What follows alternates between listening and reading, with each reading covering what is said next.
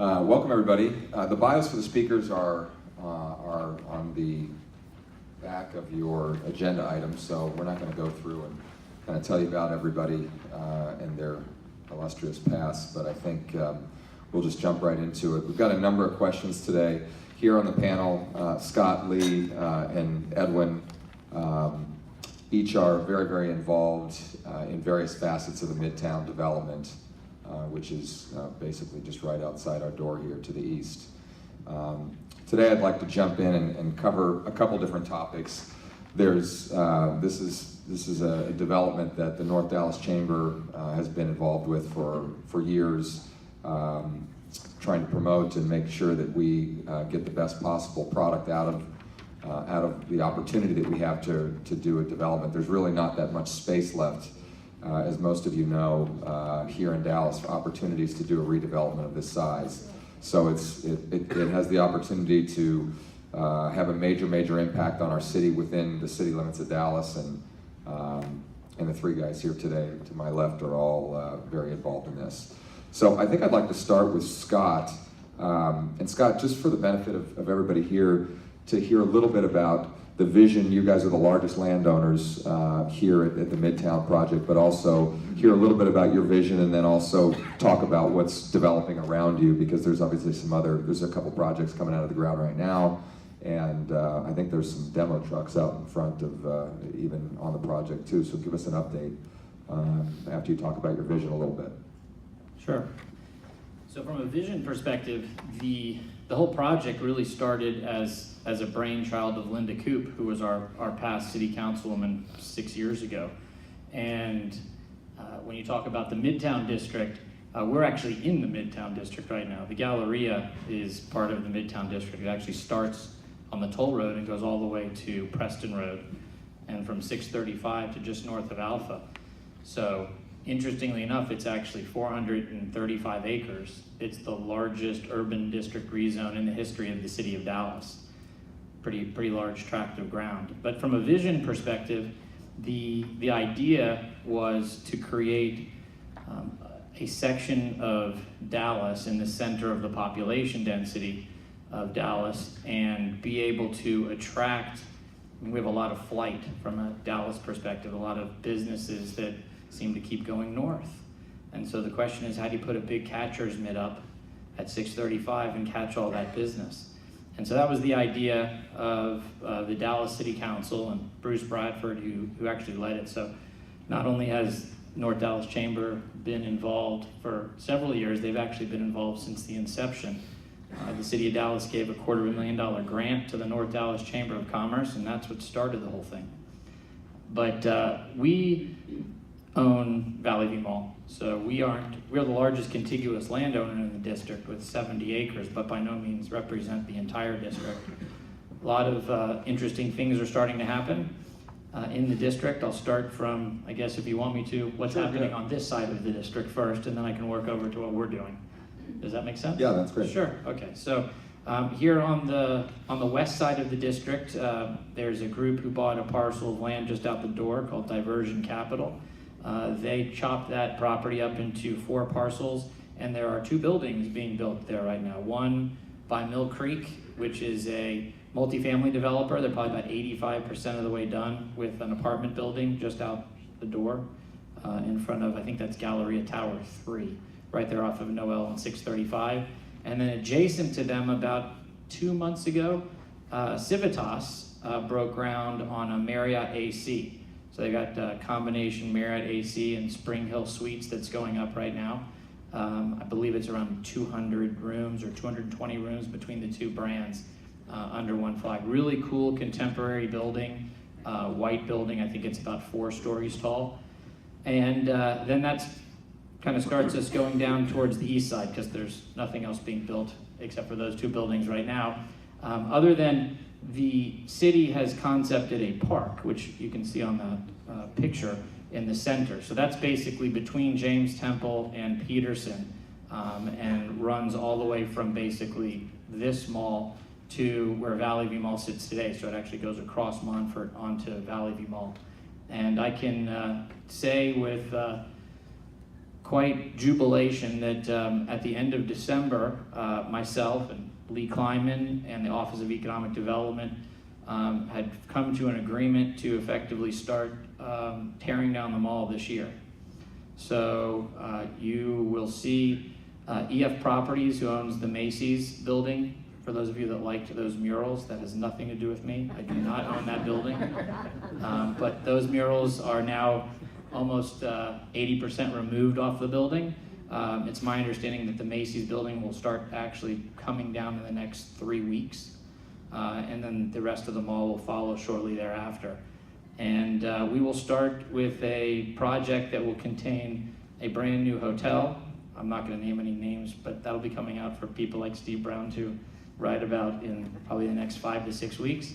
We've got a 250-room hotel that'll be built, a brand new fitness facility that's 184,000 square feet, a new cinema, which will have 8 screens and 650 seats, and an apartment complex, all with the ground floor retail kind of things, shops at Legacy, coming in from that light at Dilbeck, coming all the way down the street from Dilbeck into the project. And the idea is that connecting that light at Dilbeck to the Galleria. And how do you connect those together? You kind of have this pedestrian retail experience coming in from Dilbeck, emerge at this park, walk through the park, and then arrive at the mall.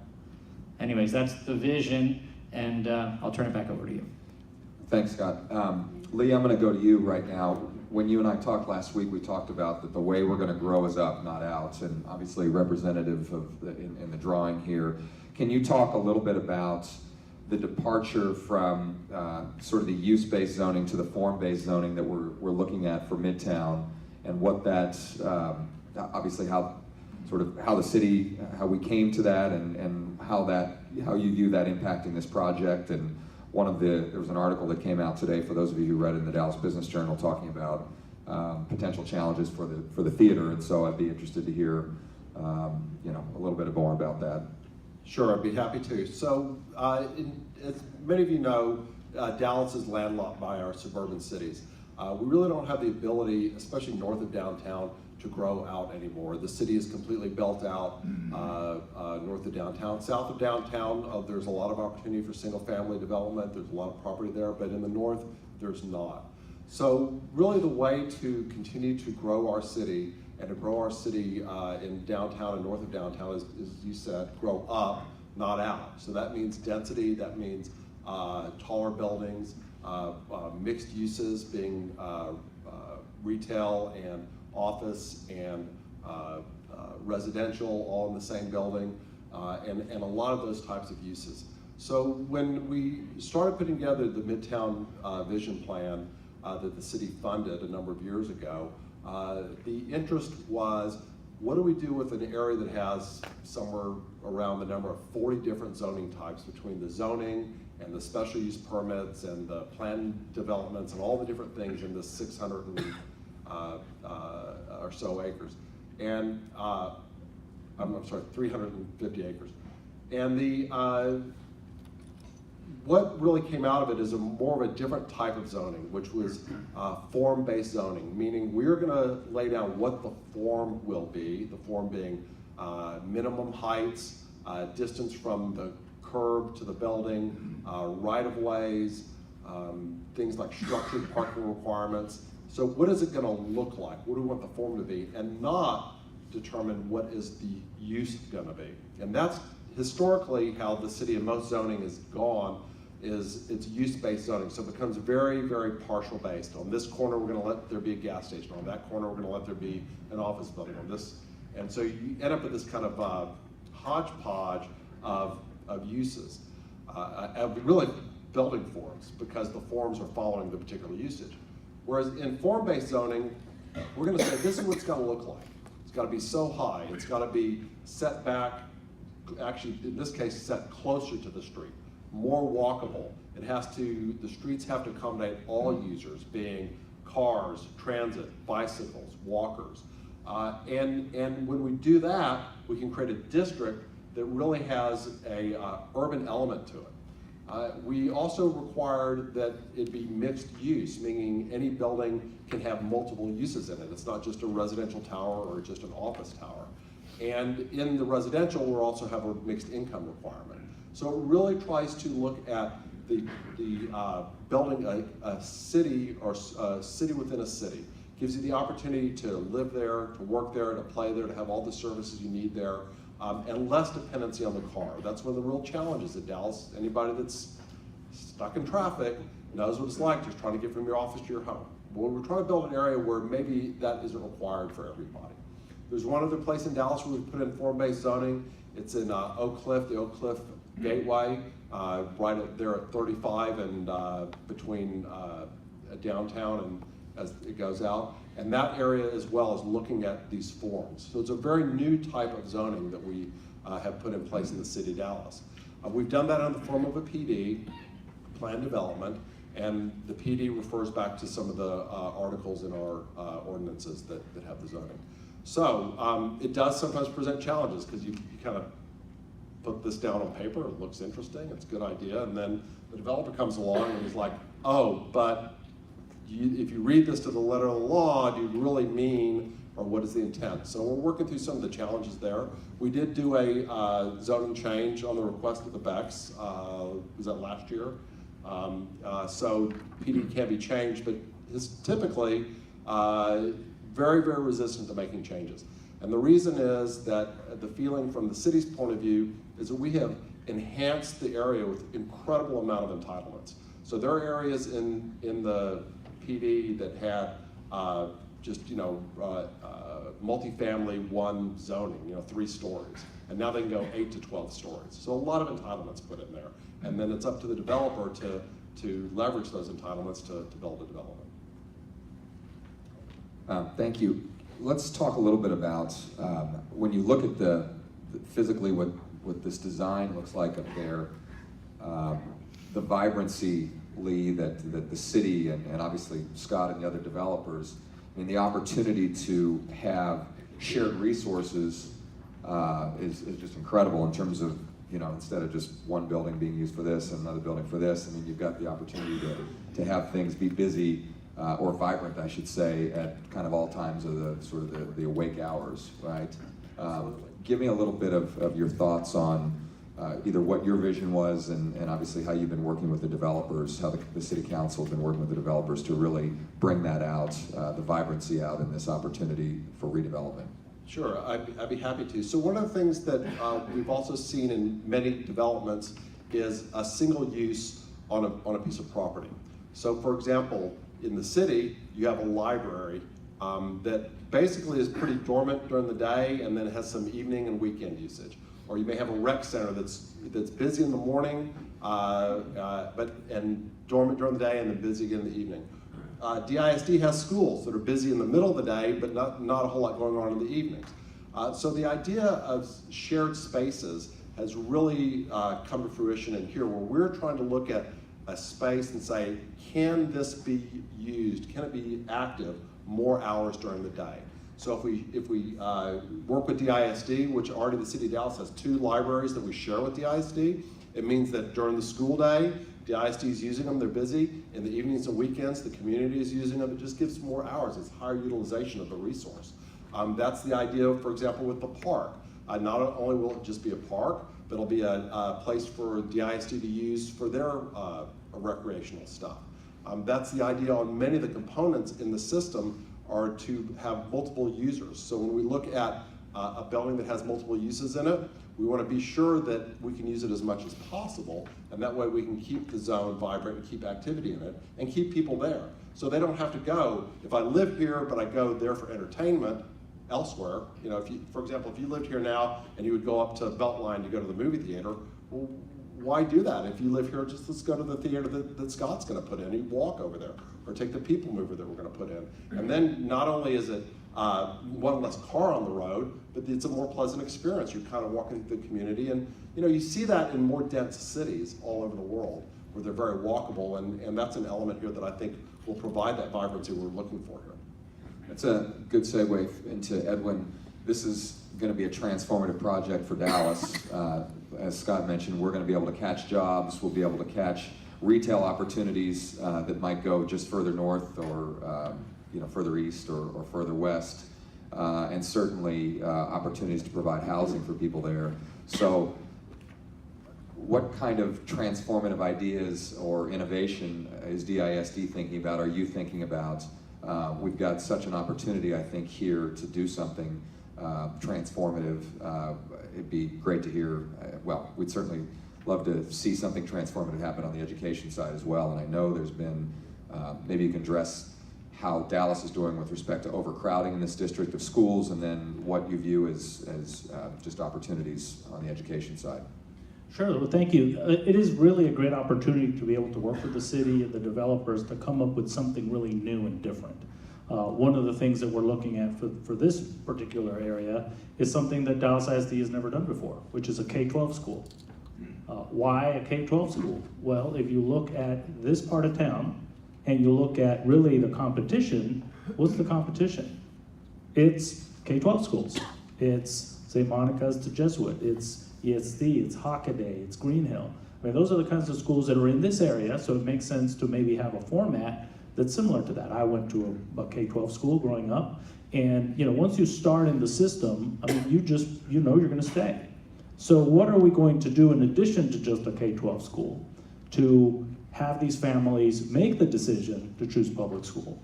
Well, one of the things that we want to do that we're having great success with already are our choice schools. And choice schools are schools where there is no boundary. It has a special program that's doing something different. For example, Montessori schools. We have two very highly successful K-8 Montessori schools at Dealey and at Stone, where we used to have hundreds of people camp out for 2 or 3 days just to be able to put in their application to get a chance to maybe go to one of our 2 Montessori schools. We also have our Innovation Design Entrepreneurship Academy. We're about to start City Lab next year, which is going to be an urban development type school, which is a high school. So why don't we think different? Why don't we think a K-12 choice school that does not have a boundary, which means that anybody that lives close, the way we've done the choice, the priority on getting into these schools, in addition to a lottery, is also distance. And another thing we've done is socioeconomic status. Yeah, as you know, 92% of the kids in Dallas ISD are on free or reduced lunch. So adding more middle-class families and more middle-income and upper-income families is actually adding diversity to the school district. And we know, and the data shows, that all the students do better. And so this is something that we really want to pioneer here. We do have overcrowding problems in North Dallas. We have, in this bond, budget for a K-5, K-8 school. We would like to add that and make it all the way to a K-12 school, if possible in this bond or in a subsequent bond. And one other thing that we may want to do is look up. If you look at our traditional high schools, at most it will have 3 stories. If you look at our traditional middle schools and elementary schools, it will have at most 2 stories. Thinking taller is something that is done elsewhere in the world. I mean, you go to China and you see 8, 10-story elementary schools. Or you go to Chicago, or you go to other cities. And why can't we do that here? And why can't we do that with a format that really brings in the families, because there is something really new and cool and different about what we're doing. Collegiate academies. We're seeing with our existing collegiate academies where our students will be able to graduate with up to an associate's degree. In fact, we have students graduating from our collegiate academies right now that actually get their associate's degree diploma 2 weeks before their high school diploma, which is great. Well, that's 60 hours of college free that could transfer automatically to state schools. It is a great advantage to our families. And so we're growing those all over the school district. This could easily be one of those schools where it's a college prep academy, the way we're doing with our K-8, Solar, college prep, all-girls school. So we have more choice in Dallas ISD that you could conceivably imagine with all our academies, our P-Tech academies, our IT academies that we're putting all over the school district, our Montessori schools, which we're actually thinking of adding some choice Montessori schools in North Dallas. Really, the sky's the limit. and knowing there will be how many possible families moving into this area, in an area that's already overcrowded, and we would provide a great opportunity to have a very high quality school, college prep, working with the city, the fields, the library is just a fantastic opportunity to really transform this part of Dallas. Scott, let's talk about the park. I'd like to, from what I understand, none of the land has actually been acquired yet for the park. I'd like to hear your perspective on kind of where things sit today, and then also just some of the unique challenges, obviously doing redevelopment versus just a greenfield development where it's much easier to just sort of sketch out and say, okay, this is going to be this, this is going to be this. So I think a lot of folks here would like to understand what what's going on with the park, what you expect to transpire there, and any new developments that have happened just recently. So 2 years ago, myself, Bruce Bradford, who's the president of the North Dallas Chamber, I'm sure all of you know that, and Lois Finkelman, who was the past city councilwoman, actually of this District 11, co-founded the Dallas Midtown Park Foundation, which is, for those of you who have ever been to Clyde Warren Park, it was set up as a 501c3. Our foundation, almost identical to the foundation that runs that, which is called the Woodell Rogers Park Foundation.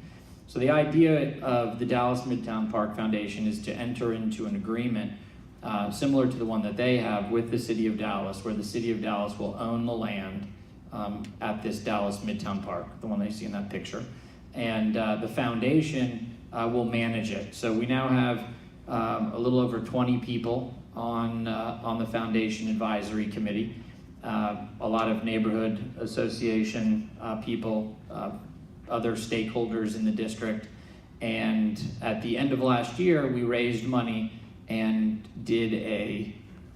through this grant process effectively, did a study of what that park will look like. You can actually go to dallasmidtown.com and see all the pictures. We used this firm called MIG who actually did the Downtown Dallas 360 plan. And so what we were able to do was kind of identify what are the critical areas, what are the types of needs that would need to be in that park and what that park could look like. And obviously we need capital to actually purchase the land in the park. As part of our agreement with the City of Dallas, the land that we actually own, where Valley View Mall is, a portion of the JCPenney parking lot, we already signed an agreement to donate that land to the City of Dallas. So there still are 4 other property owners that own property. One of the property owners is Rich Enthoven with EF Properties, who owns the Macy's. He has now entered into an agreement with the Office of Economic Development to sell his land to the City of Dallas. Then there's a strip center, a rundown office building, and 2 apartment complexes that ultimately will need to be acquired. So we have a positive piece of news, which is that as part of the tax increment financing district that the City of Dallas set up, there's $70 million of future increment that's set aside. And the foundation is working with a group right now to take that $70 million of increment and actually securitize it to where a third party will basically buy the future cash flow in order to generate cash to purchase some of the land. And so that would enable us to purchase this first parcel of land. Lee's working diligently with Office of Economic Development, hopefully to make that happen before May, when the re-election happens. And we should be able to make that announcement, I hope, here in the next couple months, that we'll have the first portion of the park acquired through Lee's leadership to get that piece of the park. And with that, we'd be able to then continue working as a foundation to raise additional capital, and then hopefully in November, the bond election will actually happen, because the city postponed its May bond election due to the pending potential bankruptcy of the City of Dallas because of the police and fire maintenance fund. And so assuming that all comes to fruition, not only would we have the dollars already used to purchase the first portion of the park, but then we'd have dollars out of a bond election, which I certainly have been making the case that this catcher's mitt idea, that we need to stop growth going outside of the boundary limits of the City of Dallas. This park is much more than just a District 11 park. It's much more than just a park for this area. It's really a citywide park. If we can create $22 billion of new tax revenue within inside of the city of Dallas, we certainly should be putting money towards a park that can help to spawn that $22 billion of new development. Put that in perspective, the entire downtown Dallas has $20 billion of tax increment on the books today. So we literally, in Midtown, over the next 25 years, have the ability to replicate the entire size tax base just here in North Dallas. Also keep in mind that just over the past 5 years, Plano and Frisco have created $5 billion of new tax bases in Legacy West and the other things that Jerry Jones just built out there. So they literally created a tax base of a quarter of the city of Dallas, downtown Dallas, and central business district just in the past 5 years. It's very scary.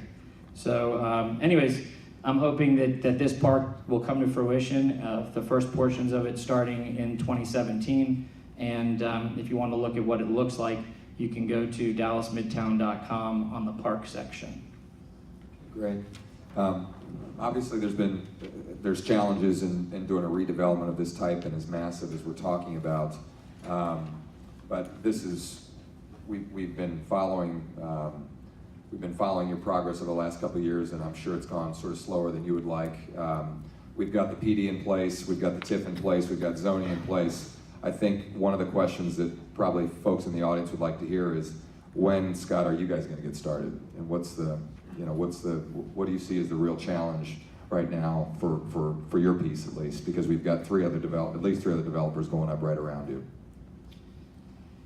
You mean you're talking about the three developers, the two deals that are happening right now? Right. Yeah, so, it's unfortunately for us substantially easier for these other developers to get started because they're talking about a single building.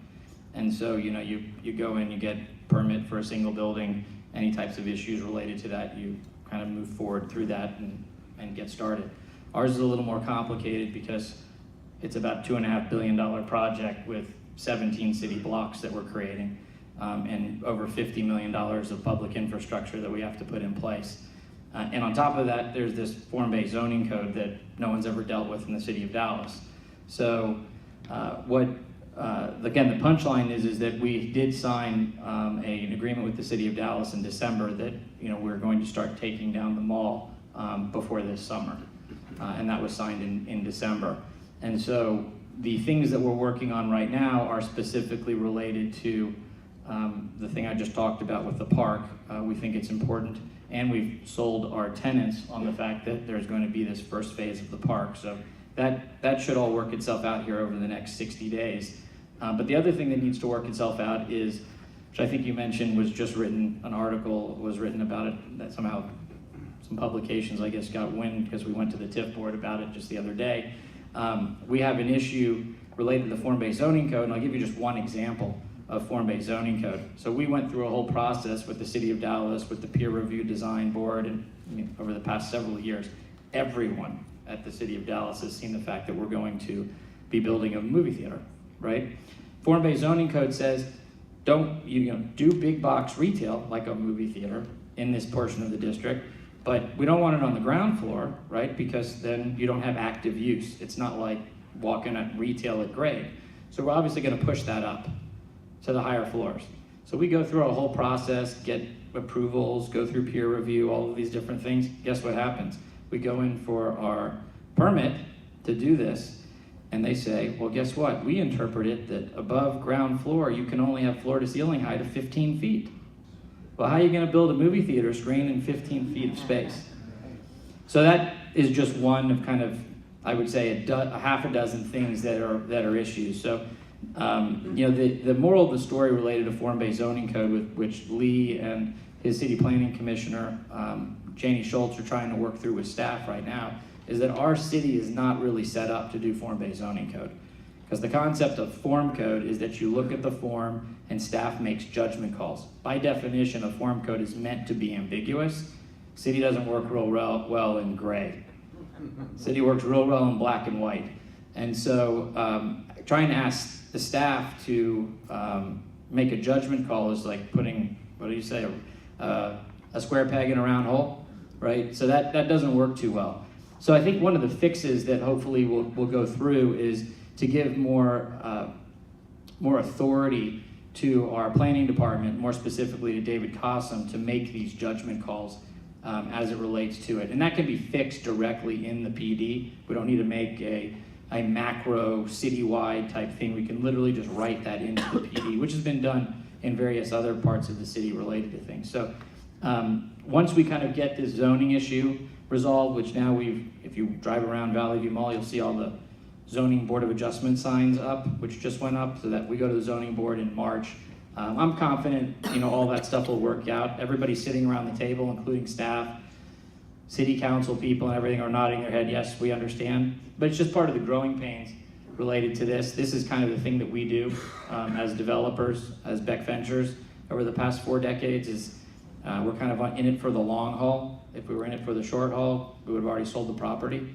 So, after the entitlements, but it's kind of par for the course. It's painful, but we're gonna get it done. Before I go to questions, Lee, do you have any follow-up on that? Well, sure. There are definitely some items in the form-based code that make it challenging to develop in there, and when we're trying to kind of identify that list so we can make adjustments that benefit all the developers in the district. And that's important for us to do and work through that. So a little quirk like this one is something we can certainly work through. But there's nothing in the form-based code that prevents the developer from tearing down property and taking that first step to the development. So the Becks have committed to getting that demolition started this summer. You'll see, I know the demolition on the EF properties has already started, and so that'll be the first major step. In the meantime, the city's already taking measures to support the development in other ways. For example, we just authorized an $8 million sewer project to bring sanitary sewer into the development because there's some gaps. The mall's in the middle and there's nothing out in the field. And then of course we've made some commitments for internal streets to use money in that. So we're prepared to move forward and get this thing started. We're excited about it. And there's a couple little growing pains with the form-based code. We did a zoning change last year at the request of the developer. So maybe a few of those things we didn't catch them at that point in time, but hopefully we'll catch them this time around and get that stuff worked through. Yeah, I think the message to all citizens, and I know it's a tough job to be in a political place like for Lee or for the staff of the city, is that this is par for the course, guys. So people want to see it happen yesterday. It just doesn't happen that way. So it does take time to get these things done. Doesn't help when we have change of leadership in the country and we have various things going on as it relates to the economy, and we're at the end of an economic cycle and banks are contracting and all the other gazillion things that go on when you're trying to get projects done of this nature. And then on top of that, trying to get multiple projects all started at the same time to be part of kind of this master plan. So, what us in the city have decided is we're just going to kind of step off the cliff at the same time together and just start pushing the ball down the hill and let it start rolling. And that's what we're doing this year. Very good. Let's open it up for questions. We've got 5 or 10 minutes. Does anybody have questions? Jeffrey, do we have a microphone? We're close enough here that everybody can hear. Great. Any questions? Yes, in the back. You talked about walkability and increasing the density. What are the city's plans as far as like mass transit or public transportation for people living there, working downtown, just getting in and around the Midtown district? So certainly that is a challenge because we are in a transit void here in North Dallas.